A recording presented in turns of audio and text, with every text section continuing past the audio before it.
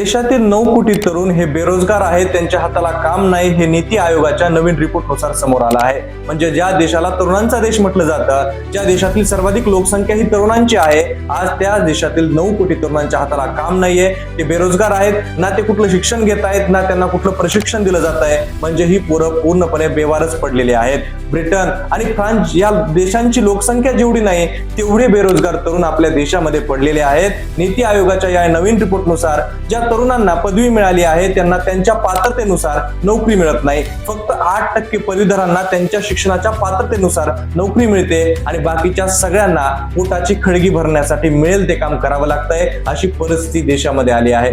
ज्या देशामध्ये सर्वाधिक लोकसंख्या ही तरुणांची आहे आणि अशा वेळी जर त्या तरुणांच्या हाताला काम मिळत नसेल तर त्या देशाची अवस्था काय होईल असे अनेक प्रश्न पडलेले आहेत. निवडणुका येतात आणि निवडणुकीच्या तोंडावर सरकारकडून किंवा सत्ताधाऱ्याकडून मोठी मोठी आश्वासनं दिले जातात. लाखो नोकऱ्यांची संधी उपलब्ध करून दिली जाईल असं सांगितलं जातं. प्रत्यक्षात जमिनीवर मात्र यावर कुठलंही काम केलं जात नाही आणि त्यामुळे 9 कोटी तरुणांसारखी मोठी लोकसंख्या ही बेरोजगार असल्याचे रिपोर्ट समोर येत आहेत. या 9 कोटी तरुणांच्या हाताला जर कामच मिळालं नाही तर उद्या ही मोठी जनसंख्या ही फक्त विकासाचा पाया बनण्याऐवजी ती ज्वालामुखीसारखी फुटल्याशिवाय राहणार नाही. याबद्दल तुम्हाला काय वाटतं कमेंट करून व्यक्त व्हा. अशाच माहितीपूर्ण व्हिडिओसाठी आपल्या पेजला फॉलो करा.